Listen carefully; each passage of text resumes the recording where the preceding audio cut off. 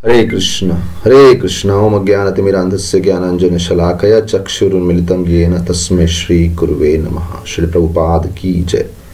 आइए शुरू करते हैं अध्याय नंबर 4। अध्याय नंबर 4 का नाम है दिव्य ज्ञान। जैसे हमने देखा अध्याय नंबर 3 के अंत में बोला है, काम को अगर कंट्रोल करना हो, काम यानी लस्ट यानी विम्सिकल डिजायर, ऐसी इच्छाएं जो धर्म के विरुद्ध हैं, जो आपकी ड्यूटीज के विरुद्ध है, जो आपको अपनी स्पिरिचुअल और मटेरियल आध्यात्मिक और भौतिक जिम्मेदारी से दूर लेके जाती हैं, उसको कंट्रोल करना हो तो उसके लिए एक चीज इंपॉर्टेंट क्या है, वो है गुड इंटेलिजेंस, बुद्धि। और बुद्धि ज्ञान से आती है। इसीलिए 3rd चैप्टर का अंत होते ही लास्ट श्लोक में बोला है कि ट्रांसेंडेंटल नॉलेज के द्वारा बुद्धि को स्ट्रांग कीजिए, दिव्य ज्ञान के द्वारा बुद्धि को स्ट्रांग कीजिए, ऐसा 3.43 में बोला है। तो अभी 4th चैप्टर शुरू होता है, ट्रांसेंडेंटल नॉलेज क्या है। तो बहुत अच्छा कनेक्शन देख रहे हैं हम 3rd चैप्टर से 4th चैप्टर में। 3rd चैप्टर के अंत में दिया है ट्रांसेंडेंटल नॉलेज से बुद्धि को कंट्रोल कीजिए, और उसके इमीडिएटली बाद बोल रहे हैं कि ट्रांसेंडेंटल नॉलेज क्या है, इसीलिए 4th चैप्टर का नाम ही यही है। जैसे ही ट्रांसेंडेंटल नॉलेज की बात आती है तो उसमें भगवान कृष्ण शुरू करते हैं ये बताना कि कैसे ये ज्ञान शाश्वत काल से, सिंस एटर्निटी, सिंस टाइम इममेमोरियल, ऐसे समय से, ऐसे लंबे समय से ये ज्ञान चलता आ रहा है। तो अर्जुन, मैं ये ज्ञान केवल कुरुक्षेत्र में आपको नहीं दे रहा, ये ज्ञान के महत्व तो बहुत लंबे समय से चल रहा है। This is not something new, ये कुछ नया नहीं है। और इसीलिए अगर आप 4th चैप्टर का पहला श्लोक देखेंगे तो उसमें लिखा है, श्री भगवान उवाच इमं विवस्वते योगम प्रोक्तवानहम अव्ययम विवस्वान मनवे प्राह मनुरिक्षवा कवे अप्रवित। तो यहाँ भगवान बोल रहे हैं कि अर्जुन, जो ज्ञान मैं तुम्हें दे रहा हूं, यही ज्ञान एक समय मैंने विवस्वान यानी सूर्य देव को दिया। विवस्वान सूर्य देव का नाम है। तो बोले विवस्वान सूर्य देव को दिया, और विवस्वान ने मनुष्यों के राजा मनु को दिया, और मनु ने आगे चल के सूर्यवंशी इक्ष्वाकु को दिया। तो इस प्रकार से बता रहे हैं भगवान कि ये जो ज्ञान के बारे में हम बात कर रहे हैं, ये ज्ञान परंपरा में, राजाओं की परंपरा में चलता आया है।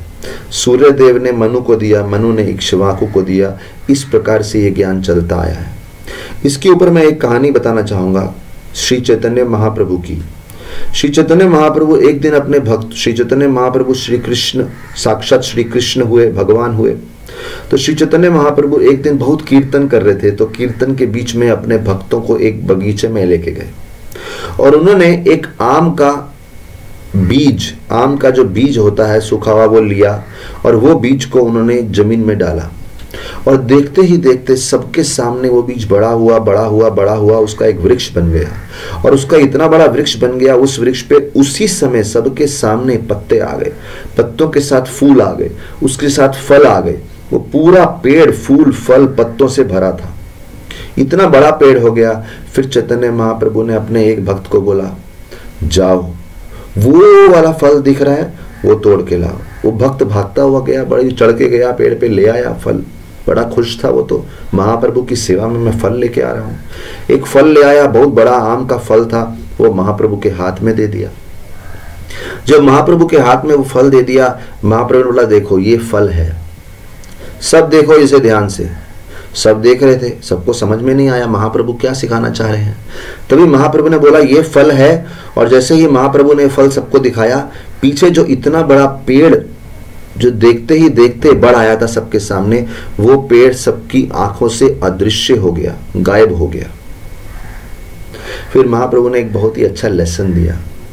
बोले, इस जगत में कहीं वंश आएंगे, कहीं डायनेस्टीज आएंगी, कहीं कुल आएंगे, मेनी मेनी लीनिएजेस, पापा के पापा के दादा के दादा के दादा के दादा, ऐसे कहीं वंश चलते आए हैं। लेकिन किधर है वो वंश, कहाँ है किस पिता, कहाँ है वो माता। तो जिन पिता माता रिश्तों को हम इतना सीरियस ले लेते हैं, ये मेरा बच्चा है, ये मेरा पति है, ये मेरी पत्नी है, ये मेरे मित्र हैं, लेकिन बोले वो तो एक भ्रम है। टेम्परेरी समय के अनुसार कुछ रिश्ते आपके साथ आए हैं, मर जाएंगे, फिर नया रूप धारण करेंगे, नए परिवार में जाएंगे, नए रिश्ते बनाएंगे। तो इसका मतलब बदलते समय के साथ हमारे रिश्ते बदलते जाएंगे। हम अपने आसपास के रिश्तों को इतना महत्व देके, इतना उनको परमानेंट सत्य ही मान बैठते हैं और उनके लिए तड़पते रहते हैं। हाय मेरी संतान नहीं है, हाय मेरी संतान नहीं है, संतान नहीं है, संतान के लिए तड़प रहे हैं। हाय मुझे माँ की याद आ रही है, माँ की याद आ रही है, माँ के लिए तड़प रहे हैं। लेकिन भगवान बोले कि एक्चुअली वो जो तड़प है हम सबके हृदय में, वो श्री कृष्ण की भक्ति और सेवा के लिए है। लेकिन ना जानते हुए वो तड़प एक अलग रूप ले रही है और हम अनेक वस्तुओं के लिए तड़प रहे हैं। लेकिन जैसे वो पेड़ गायब हो गया, ऐसे एक दिन सब रिश्ते गायब हो जाएंगे। बोले लेकिन हमारे साथ रह क्या जाएगा? जैसे ये फल है। तो हमने उन रिश्तों में जिस प्रकार से व्यवहार किया है, जिस प्रकार से डीलिंग्स किया है, बिहेव किया है, उसके आधार पे हमें कुछ कर्मों के फल मिलेंगे।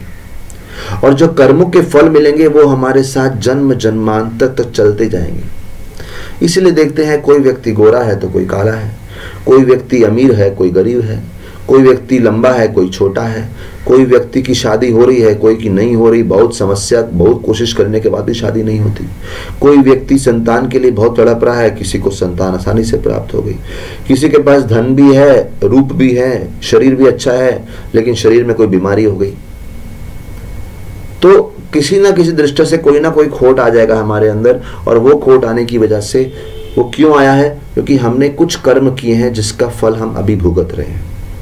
तो अगर हमारे जीवन में कोई एक ऐसा रिश्ता है जो हमें बहुत दुख देता है, तो हमने भी किसी रिश्ते में किसी को दुख दिया रहेगा, वो उसके फलस्वरूप हमारे जीवन में आया है। It is just the result of our activities. इसीलिए इंग्लिश में कहावत है, do not blame the instrument of your own karma. आपके ही कर्मों का फल देने के लिए कोई माध्यम बना है। आपने किसी को दुख दिया था, अभी वो फल आपके जीवन में आना चाहिए, तो कोई व्यक्ति हमारे जीवन में वो रिएक्शन देने के लिए माध्यम बना है, इंस्ट्रूमेंट बना है। Do not blame that person. If somebody is troubling you, that must be your own Karma which is troubling you. कोई आपको दुख दे रहा है तो आपका ही पूर्व किया हुआ कर्म आपको दुख दे रहा है। somebody has just become an instrument। तो चैतन्य महाप्रभु बोले जैसे ये फल आया है, फल रह गया, बाकी सब लुप्त हो गया, ऐसे ही हमारे जीवन में सब चला जाएगा। सब रिश्ते, सब नौकरियां, सब कुछ धीरे धीरे सब हाथ धो बैठेंगे। हमारा ये शरीर भी चले जाएगा, लेकिन हमारे कर्मों का फल अलग अलग जीवन में हमारे साथ चलता रहेगा और हमें सुख या दुख देता रहेगा। तो एनीवे, ये स्टोरी मैं यहाँ पे क्यों बता रहा हूँ? क्योंकि ये श्लोक में बताया है भगवान ने कि भगवान अर्जुन को बोल रहे हैं, यही ज्ञान मैंने सूर्यदेव को भी दिया था, उनको भी समझाया था जीवन कैसे जीना है। मैंने मनुक महाराज को भी दिया, जो मानव समाज के महाराज हैं। इक्ष्वाकु को भी दिया। ऐसे कई राजाओं को हजारों लाखों साल पहले भी वही ज्ञान दिया और तुम्हें भी वही दे रहा हूं। बोले मॉडर्न एज के साथ सब कुछ बदल गया है। जो 100 साल पहले नियम थे आज वो नहीं है, जो 100 साल पहले टेक्नोलॉजी थी आज वो नहीं है, आज डिफरेंट टेक्नोलॉजी है। एक्सटर्नली बहुत कुछ बदल जाएगा, लोगों के पहनने के कपड़े बदल जाएंगे, लोगों के घर बनाने के तरीके बदल जाएंगे, लेकिन लॉ ऑफ कर्मा, इस जीवन के जो नियम है, इस प्रकृति के, पृथ्वी के नियम है, वो सही सेम चलेंगे। वो विज्ञान जो साइंस है, लाखों साल पहले जो साइंस थी इस जगत की, वही आज भी लागू है। Therefore Arjun, I am giving you the same Divya ज्ञान। मैं वही दिव्य ज्ञान दे रहा हूं जो हजारों लाखों साल पहले सूर्य देव को दिया है।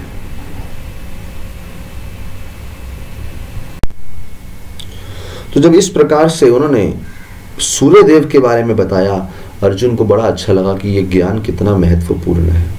हजारों लाखों साल था, अभी भी वही है। देखिए सब कुछ बदल जाएगा, हमारा ड्रेसिंग स्टाइल, रहने का स्टाइल, रिश्तों का स्टाइल, शादी का स्टाइल, सब कुछ बदल जाएगा, म्यूजिक स्टाइल बदल जाएगा, लेकिन ज्ञान नहीं बदलेगा। Laws are the same.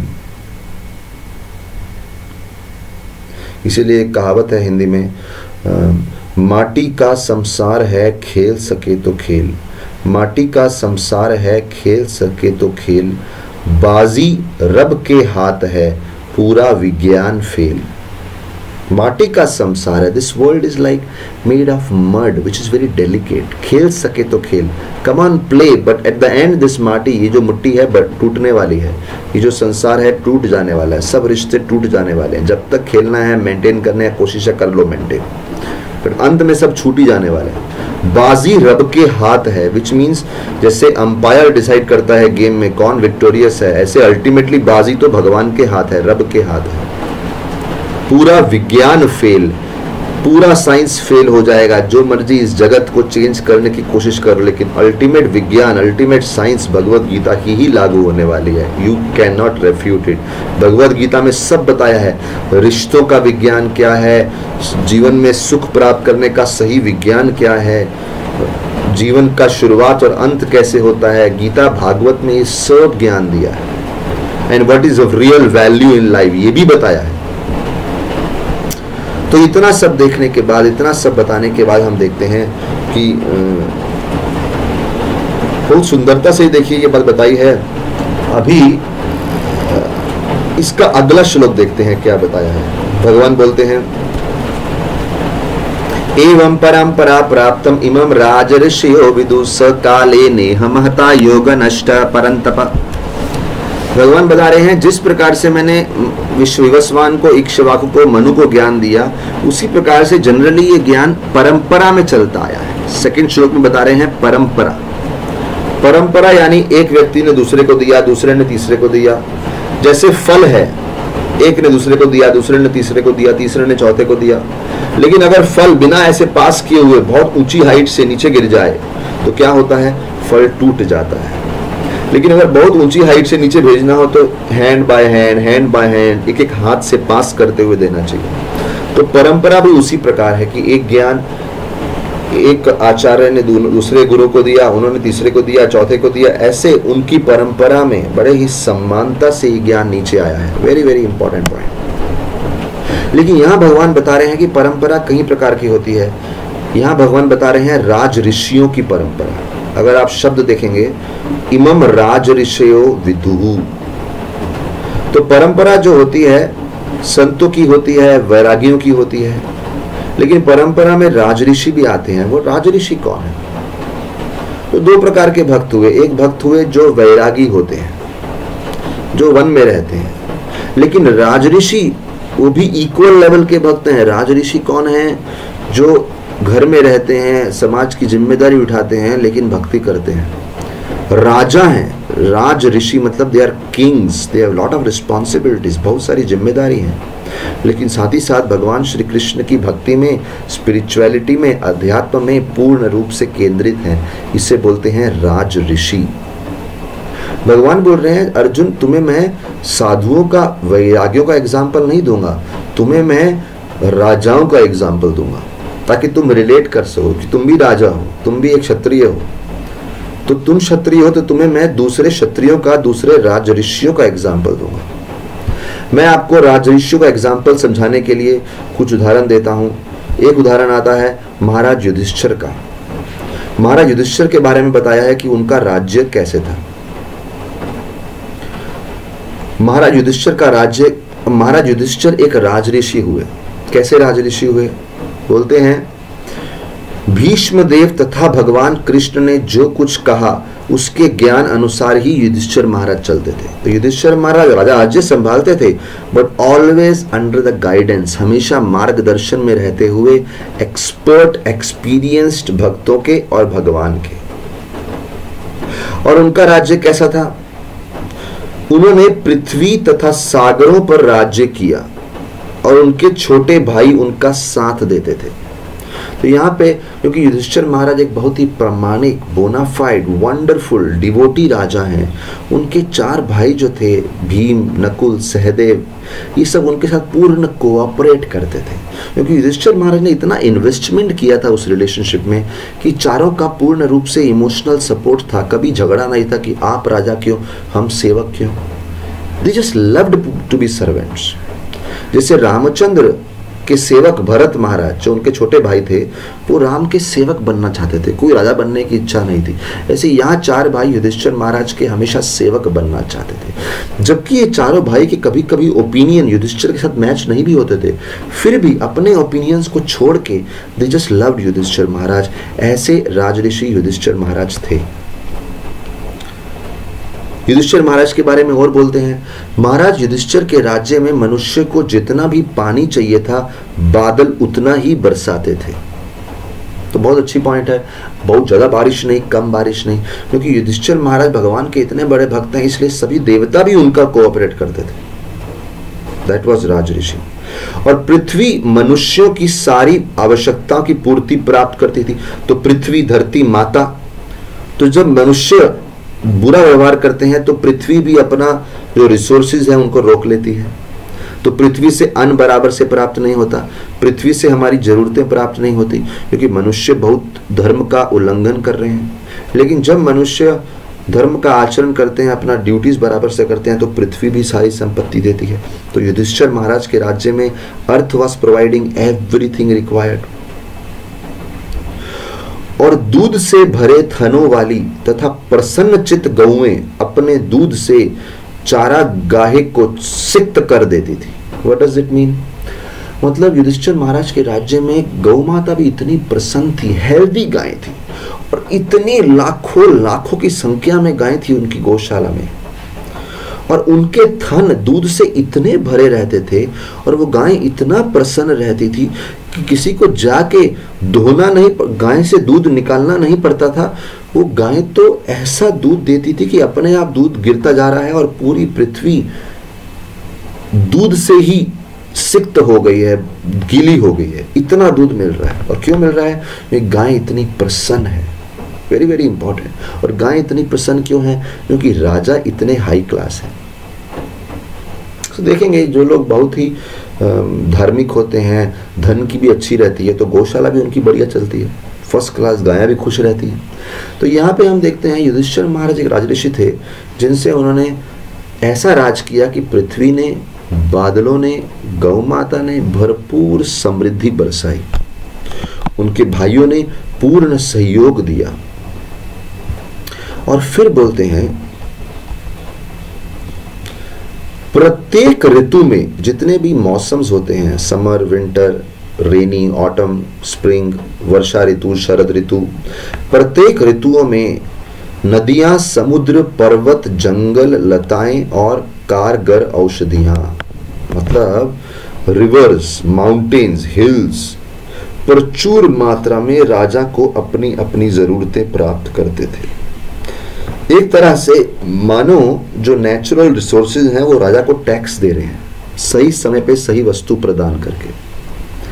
तो सारा का सारा जो प्रकृति था बहुत ही प्रसन्न, सारी प्रकृति प्रसन्न थी, और राजा का कोई शत्रु नहीं था। अतएव सारे जीव किसी भी समय मानसिक क्लेश, बीमारियों से या अधिक गर्मी और सर्दी से परेशान नहीं थे। Very important. यहाँ पे राजा इस प्रकार से राज करते थे कि अधिक गर्मी, अधिक सर्दी या फिर कोई दूसरे प्राणियों के से कोई समस्या या मन का टेंशन वो भी नहीं था लोगों को, और आपसी में शत्रुता भी नहीं थी। Very important. लोगों में इतना प्रेम था, कोई शत्रुता नहीं थी, और महाराज युधिष्ठिर का भी कोई शत्रु नहीं था। ये होते हैं राज ऋषि। So here I giving example कि राज ऋषि कैसे होते हैं। जैसे महाराज युधिष्ठिर राज ऋषि थे, ऐसे परीक्षित महाराज भी एक राज ऋषि थे, ऐसे पृथु महाराज भी एक राज ऋषि थे। ऐसे कई राज ऋषि हुए जिन्होंने अपना राज्य धर्म पे केंद्रित करके चलाया। और भगवान इस समय बोल रहे हैं कि मैंने ये ज्ञान राज ऋषियों की परंपरा में देता आया हूं, लेकिन समय के प्रभाव से ये ज्ञान लुप्त हो गया है। So time, what is the quality of time? Everything deteriorates. अगर आज हम सुंदर हैं, समय के अनुसार हमारी सुंदरता चली जाती है। आज हम स्वस्थ हैं तो समय के अनुसार हमारा स्वास्थ्यपन चले जाता है, और धीरे धीरे शरीर बूढ़ा हो जाता है, बीमारी से ग्रस्त हो जाता है, हमारे दांत सड़ने लगते हैं, हमारी हड्डियां, हमारे जॉइंट्स पेन देने लगते हैं। तो इसलिए एक आचार्य ने बोला है, अंगम गलितम परितम मुंडम दशन विहीनम जातम तुंडम। समय के अनुसार हमारे अंग जो हैं धीरे धीरे गलते हैं, हमारा शरीर के जो बाल हैं वो झड़ने लगते हैं, हमारे दांत जो हैं वो टूटने लगते हैं। फिर भी व्यक्ति जो है भगवान प्राप्त करने की इच्छा नहीं रखता, इस जगत में नई नई तकनीक डेवलप करता रहता है, कैसे इस शरीर से और एंजॉय करें। नए नए दवाइयाँ, इंस्ट्रूमेंट्स निकालता रहता है किससे इस शरीर को और तंदुरुस्त रखें। लेकिन अरे तुम कितना भी कोशिश कर, ये शरीर तो डिटेरियोरेट होने वाला है। So time deteriorates everything. उसी प्रकार से टाइम जो है क्वालिटीज को भी, मनुष्य की क्वालिटीज को घटाता है। जो सत्ययुग में क्वालिटीज थी त्रेता युग में और कम हो गई, द्वापर युग में कम हो गई और कलयुग में बहुत कम हो गई। जैसे धर्म जो है वो 4 टांगों पे खड़ा है, 4 खंभों पे खड़ा है। एक खंभा है सत्य, ट्रुथफुलनेस, एक खंभा है मर्सी, दया, तीसरा है क्लीनलीनेस, शौच, और चौथा है ऑस्टेरिटी, ऑस्टेरिटी यानी दया। सत्य युग में ये चारों खंभे थे। त्रेता युग में एक टूट गया, द्वापर युग में एक और टूट गया, और कलयुग में एक चौथी टांग जो है धर्म की वो रह गई है सत्य। मर्सी टूट चुका है, दया, ऑस्टेरिटी, तपस्या टूट चुका है, क्लीनलीनेस, शौच टूट चुका है, सत्य थोड़ा बहुत रह गया है लेकिन वो भी डगमगा रहा है। लोगों को झूठ बोलने की बड़ी बुरी तरह से आदत पड़ चुकी है। इसलिए हम देखते हैं अक्सर पति पत्नी बोलते हैं, पति बोलता है मुझे मेरी पत्नी पे भरोसा ही नहीं है, क्या बोलती है और क्या करती है पता नहीं। पत्नी बोलती है मुझे पति पे भरोसा नहीं। इसलिए हमेशा लोग अपना फोन भी, स्मार्टफोन लॉक करके रखते हैं, कोई ये फोन का कोड ना खोले और मेरे मैसेजेस और चैट ना पढ़ ले, क्योंकि करते कुछ हैं बोलते कुछ हैं। तो यहाँ पे हम देख रहे हैं कि ट्रुथफुलनेस जो है वो चला गया है, और आगे आगे देखिए इतना चला जाएगा कि व्यक्ति की रेगुलर बातचीत में भी भरोसा नहीं कर पाएंगे। So much lack of trust, ये कलयुग का दोष है। इसीलिए शास्त्रों में बार बार लिखा है कि जैसे जैसे कलयुग प्रोग्रेस कर रहा है, लोगों के अच्छे गुण, सत्व हरम, लोगों के अच्छे गुण हर लिए जाएंगे। इसलिए जल्दी से जल्दी भक्ति करके अपना जीवन परफेक्ट करो। Time deteriorates everything. और ऐसे एक गेम होती है जिसे बोलते हैं चाइनीज विस्पर। जैसे 15 लोग बैठ गए सर्कल में, एक व्यक्ति के कान में एक स्टेटमेंट बोलो और उसको बोलो तुम दूसरे को बोल, दूसरा तीसरे को बोल, तीसरे चौथे को बोल। जब वो घूम के 15वां व्यक्ति से पूछेंगे क्या स्टेटमेंट था, और सब लोग एक दूसरे कान में बोल रहे थे, 15वां व्यक्ति जो बोलेगा वो पहले व्यक्ति से बिल्कुल ही अंतर होगा, डिफरेंट। अरे लोगों ने बात तो सेम बोलते गए लेकिन कहाँ गड़बड़ हो गया। लेकिन जैसे जैसे ये नॉलेज पास होता है वो नॉलेज गायब हो जाता है। तो भगवान बोल रहे हैं इसी प्रकार से एक गुरु ने दूसरे गुरु, उन्होंने तीसरे, उन्होंने चौथे को दिया, लेकिन समय के अनुसार ये ज्ञान लुप्त हो गया। भगवान बोल रहे हैं अर्जुन को मैं फिर से दोबारा आके बता रहा हूँ। और व्यासदेव को यही चिंता थी कि ये ज्ञान इस प्रकार से लुप्त हो जाएगा, इसलिए वासुदेव ने वो कृष्ण को अर्जुन को बताया हुआ ज्ञान लिख डाला ताकि अभी चेंज नहीं होना चाहिए। लेकिन आजकल लोग अपना अपना अनुवाद करके वो गीता का पूरा मतलब ही बदल देते हैं और गीता के श्लोक ही गायब कर देते हैं। तो वो 700 श्लोक जो गीता के हैं उनको भी डेंजर है। तो इसलिए दूसरे श्लोक में भगवान बोल रहे हैं कि ये जो ज्ञान है परंपराओं में चलता आया है लेकिन अभी ये लुप्त हो गया है, इसीलिए ये ज्ञान अभी तुम्हें मैं दोबारा दे रहा हूं। अच्छा, अभी प्रश्न आएगा कि भगवान अर्जुन को ज्ञान क्यों दे रहे हैं? अर्जुन में ऐसा क्या देखा? What is so special in Arjun? तो जब बात आई अर्जुन को ज्ञान क्यों दे रहे हैं तो भगवान अर्जुन की योग्यता बताते हैं। Why Arjun, very important. भगवान बता रहे हैं वाई अर्जुन। तो इसके लिए यहां पे बड़ा सुंदर बताया है। तीसरा श्लोक क्या लिखा है? तीसरे श्लोक में लिखा है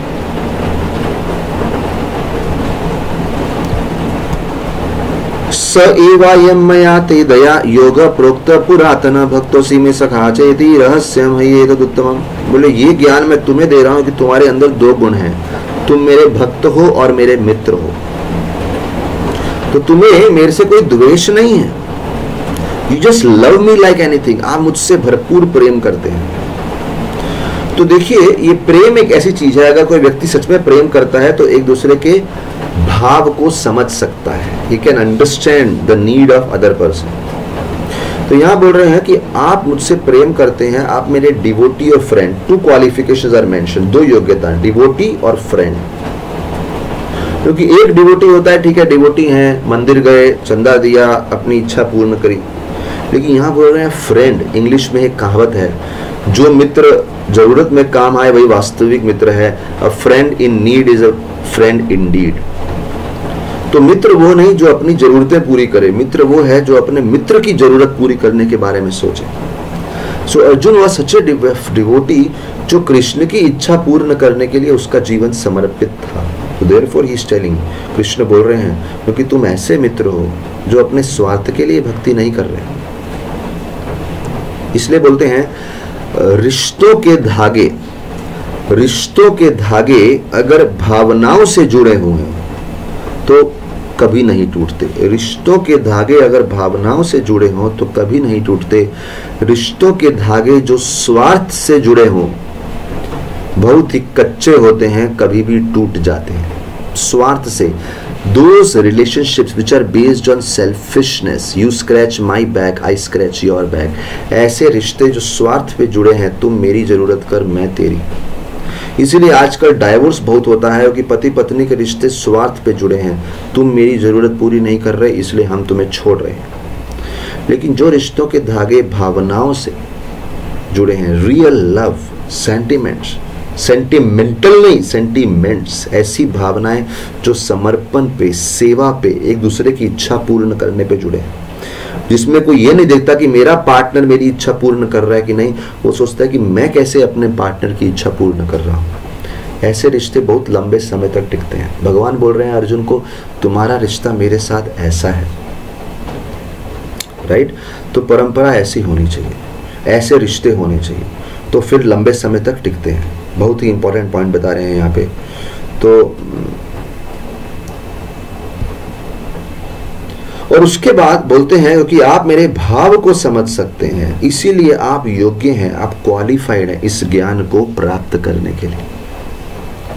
उसी प्रकार से हनुमान जी की कथा आती है, आपको पहले भी सुनाई होगी। हनुमान जी को भगवान श्री रामचंद्र ने अपने कक्ष में बुलाया जब सारे के सारे वानर सीता जी को ढूंढने जा रहे थे। सबको भगवान पर्सनली नहीं मिले, हनुमान जी से मिले। क्यों?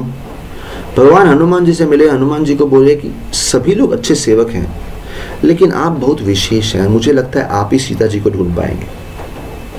इसलिए भगवान ने हनुमान जी से एक विशेष प्राइवेट वार्तालाप किया, उनको एक विशेष वस्तु दी, बोले आप सीता जी को ये बात जरूर बताना ताकि सीता जी को फेथ हो जाए कि आप मेरे ही दूत हैं। तो यहाँ पे पॉइंट क्या है, भगवान को हनुमान जी इतने पसंद क्यों आए? क्योंकि भगवान हनुमान जी को ऑब्जर्व कर रहे थे लंबे समय तक। देखिए, शिक्षा तो कहीं लोग को दी जाती है, लेकिन साथ ही साथ ऑब्जर्व किया जाता है कि कौन शिक्षा के साथ भाव को समझ रहा है। भाव इस किसी के हृदय को समझना, नॉट जस्ट एक्सटर्नल शब्दों को, हृदय को समझना। तो यहाँ पे हम देखते हैं भगवान श्री कृष्ण रामचंद्र हनुमान जी को बोलते हैं कि आपने मेरे हृदय को समझा है, आप जानते हैं what pleases my heart most. इसीलिए हनुमान जी ने रामचंद्र जी के हृदय को कैसे समझा, उसका एक एग्जाम्पल देता हूँ। जब पहली बार रामचंद्र जी सुग्रीव से मिलने आए तो सुग्रीव ने एक साधारण से पेड़ का एक ब्रांच लिया, एक साल वृक्ष का एक टहनी लिया, उस टहनी को रख दिया और राम जी को उसके ऊपर बिठाया और सुग्रीव जी भी राम जी के पास बैठ गए। और सुग्रीव जी ने लक्ष्मण जी को कोई सीट नहीं दिया और हनुमान जी बाजू में खड़े थे।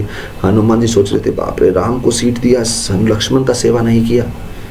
मतलब राम से दोस्ती करी लेकिन राम को जो प्रिय है लक्ष्मण, चाहे उनके भाई समझो, उनके सेवक समझो, उनके असिस्टेंट समझो, अरे उनको प्रेम नहीं दिया। तभी हनुमान जी ने क्या किया, एक चंदन के वृक्ष का टहनी लाए, एक ब्रांच लाए, विच इज इवन बेटर, जो साल वृक्ष के टहनी से भी अच्छी है। तो जो सीट राम को दी गई थी उससे भी अच्छी सीट लक्ष्मण जी के लिए लेके आए और लक्ष्मण जी को उस पर बिठाया। अभी देखिए, राम के असिस्टेंट है लक्ष्मण, सुग्रीव के असिस्टेंट है लक्ष्मण। जैसे सुग्रीव राम के पास बैठ गए तो हनुमान जी भी लक्ष्मण के पास बैठ सकते थे, लेकिन हनुमान जी बोले लक्ष्मण राम के सेवक है, तो राम का सेवक होना मतलब बड़ी चीज है, मेरी क्या औकात मैं लक्ष्मण के बाजू में बैठूं। जबकि हनुमान जी भी तो राम के सेवक हैं, लेकिन हनुमान जी राम के एक दूसरे सेवक को अपने से बड़ा मान रहे हैं। तो लक्ष्मण जी टहनी के ऊपर, सीट के ऊपर बैठ गए और हनुमान जी नीचे बैठे जमीन पे, एक सेवक के सेवक बन के। हनुमान जी को ऐसी छोटी छोटी, राम जी को ऐसी छोटी छोटी हनुमान जी की बातें बहुत अच्छी लगती थी। इस प्रकार से लंबे समय तक ऑब्जर्व करने के बाद तो देखिए, शिष्य तो बहुत लोग बनते हैं, भगवान से ज्ञान तो बहुत लोग प्राप्त करते हैं, लेकिन फिर भी वो हृदय को समझ पाए, भगवान के गुरु के हृदय को समझ पाए, भक्तों के हृदय को समझ पाए, ऐसे बहुत विरले होते हैं। बड़ी ही कृपा लगती है। तो भगवान श्री कृष्ण अर्जुन को बोल रहे हैं, आप मेरे हृदय को समझे हैं, आपके हृदय में थोड़ा सा भी ईर्ष्या, द्वेष, नफरत नहीं है कि क्यों मैं कृष्ण की सेवा करूं, क्यों मैं इनकी सेवा करूं।